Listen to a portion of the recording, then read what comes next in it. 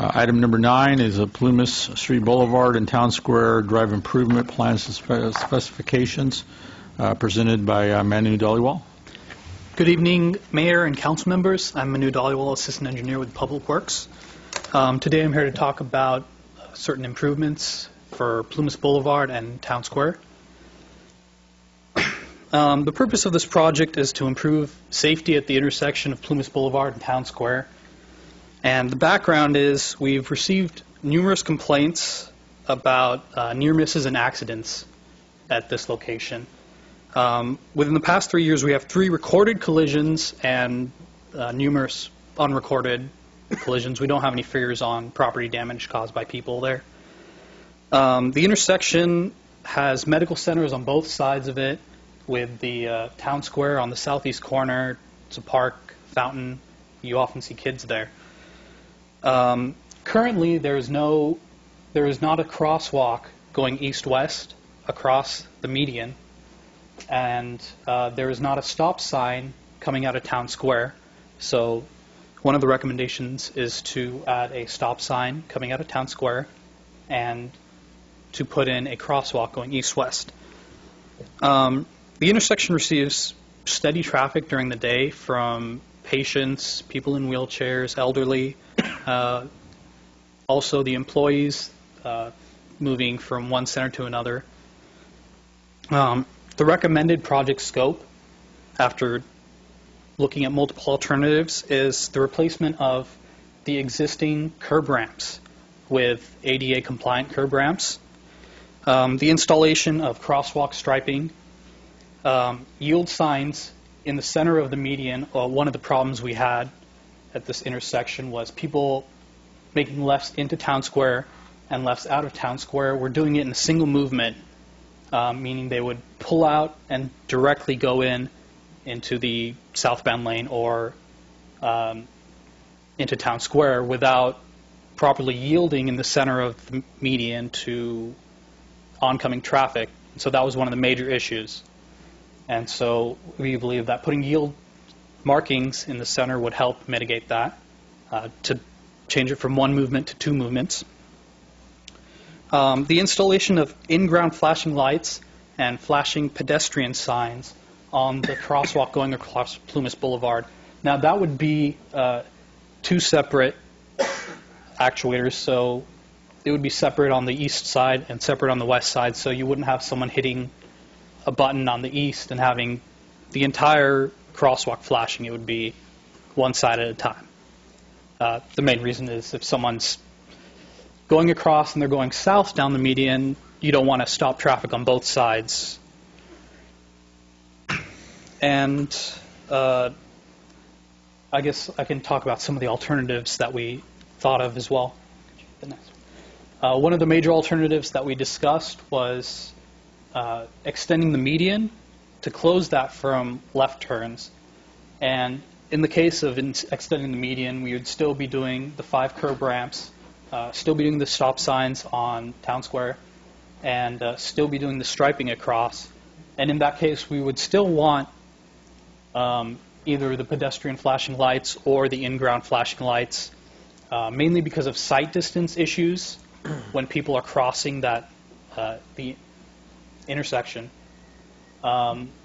Because there's parking on both sides of the median, you usually cannot see a pedestrian. Like if you're coming north, you cannot see a pedestrian until he's almost 4 feet into the intersection because of the cars that are parked on the median. That's not safe. We need some way of signaling that someone's crossing, so that's the point of the pedestrian flashing lights or in-ground flashing lights.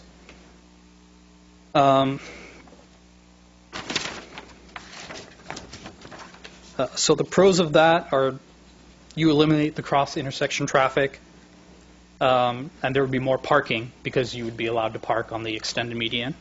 The cons are that the parked vehicles limit line of sight, so you would have to, once again, put in that pedestrian flashing to give some indication of pedestrians. And also that you would be limiting access. Another option, another alternative, was a three-way stop. I don't have a slide for that, but it would be the intersection with stop signs. That option was not recommended, mainly because it's about 200 feet to the next stop sign and 200 feet to the one before, and that would really restrict the flow of traffic, considering about 5,000 vehicles travel on Plumas Boulevard and only about 100 on Town Square. So you would be severely restricting traffic on Plumas Boulevard for the sake of a much smaller traffic volume. Another option, could you go back one? Sorry. Another option was, instead of the in-ground flashing and pedestrians, was to use what's called a pedestrian hawk. And it's essentially a signal, but for pedestrians. So the pros to that are it's one of the more effective measures for pedestrian traffic control. The cons are that it's more expensive by about $10,000, and the aesthetics of it probably would not match what we have currently in Plumas Boulevard. And also, the existing landscaping, the trees, would make it difficult.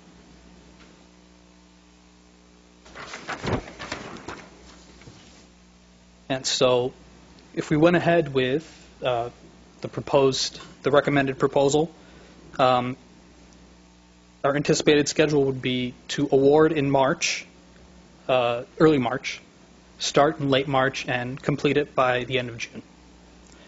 The fiscal impact is about $65,000. The funding for the curb ramps would come from our community development block grant funds, roughly $30,000, with the remainder coming from, well, we would need an appropriation of unallocated road funds at the time of award from into the project account.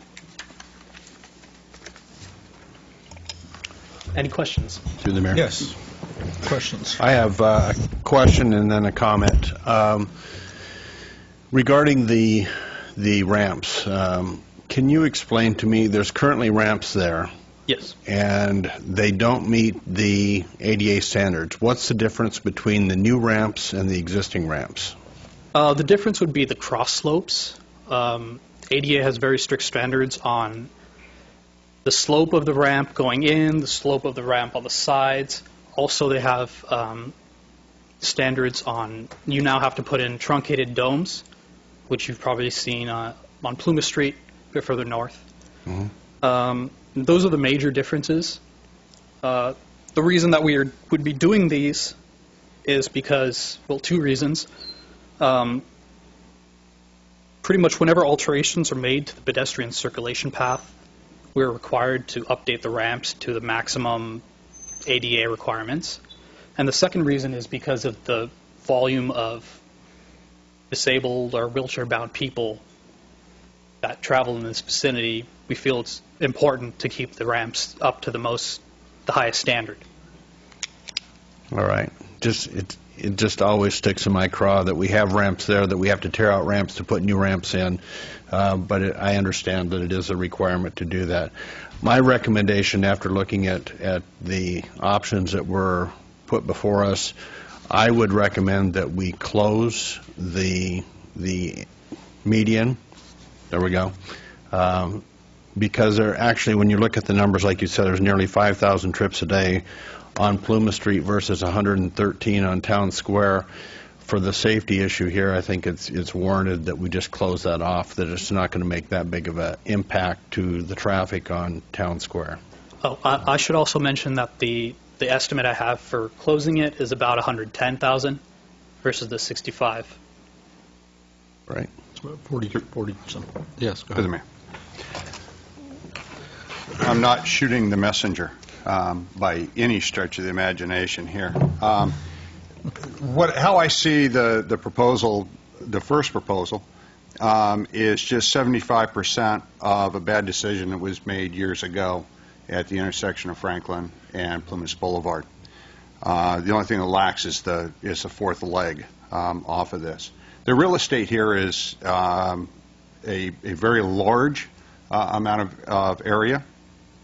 It does slow the traffic pattern down in that area, and I'm concerned with simply putting yield bars out in the center. I think half the folks will think it's a trolley stop, and the others may not know what they're supposed to be doing in their movements. Certainly, closing the median does allow for a more smooth transition and less conflict with the pedestrians.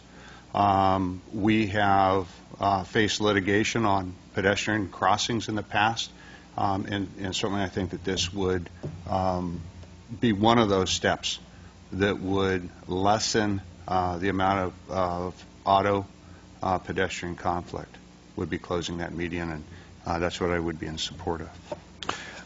Through the mayor. Yes. So you were saying now that when you do close the median, then that's going to create more parking along that area that you're closing off, Correct. which will hamper sight for drivers and pedestrians, so the flashing yellow is going to save them, huh? We would need the flashing yellow regardless because traveling from the median east, you already have limited sight distance. Vehicles are always parked there.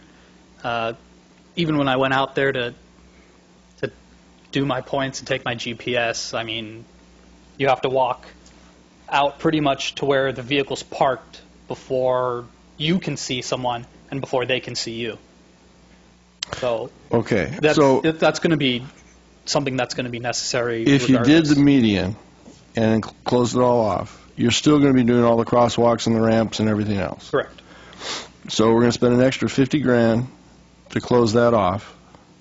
We could do what we talked about initially without closing it off initially, since all that stuff's going to be done. And then we could always close the median off at a later date, I suspect. That's correct. If we find that it's a huge problem. Right. That is a possibility. $50,000 is $50,000. I mean, you know. But I have a question for you, and you mentioned earlier that studies showed you had 3 accidents within last year recorded. Within the last 3 years. 3 accidents in the last 3 years? Yes.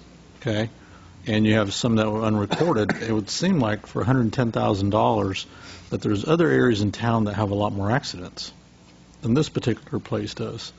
So I don't mean to, like Councilman Buckland said, I don't mean to shoot the messenger, but I don't know where this thing can be such a priority for us to spend $110,000 on a crossing when we've only had 3 car accidents in the last 3 years.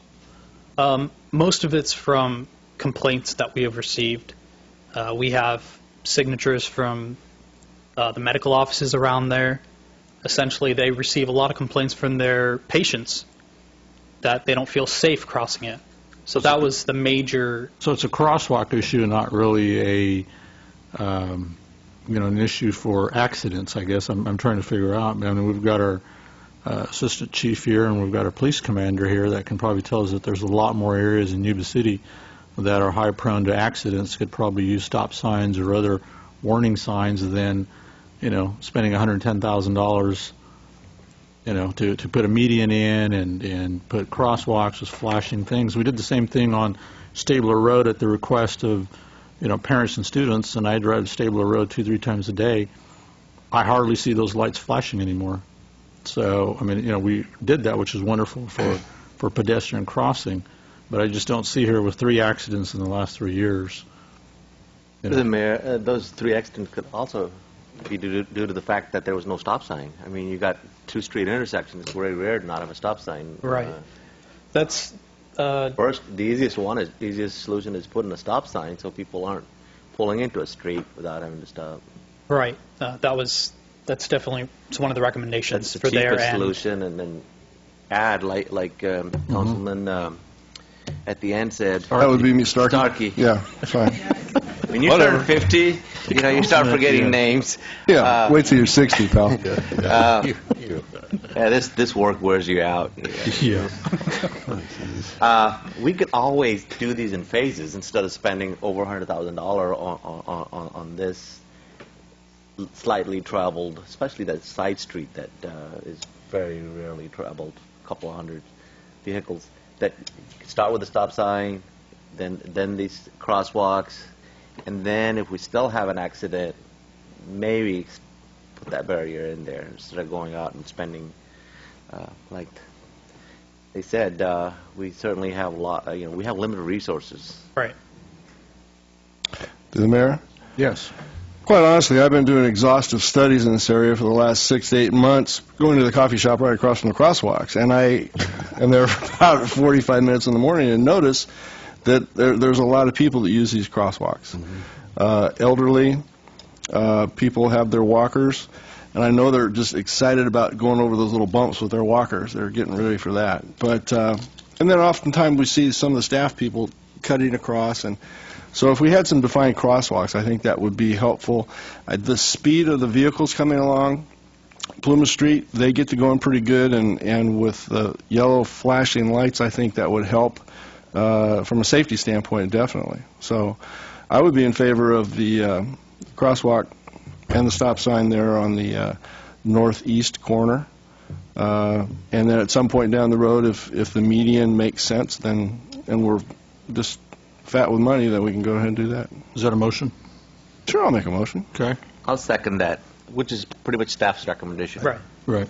I have a couple of comments and a consideration to be made here. When we talk about the town square, that could be made to be a right-hand turn only. Am I correct? Yes, it could. That would eliminate approximately 25% of the conflict traffic that would be occurring out there. It's somewhere in that vicinity, I believe. And I do want to make the point, though, that moving forward, and I do agree that the individuals utilizing this area are compromised. Most of them are there to see a doctor. And so we do have to do what we can to provide for a higher level of safety. I think this area will be there much longer than Fremont Hospital, where we have spent a tremendous amount of money not only lighting a crosswalk, but we pillowed the crosswalk at that location.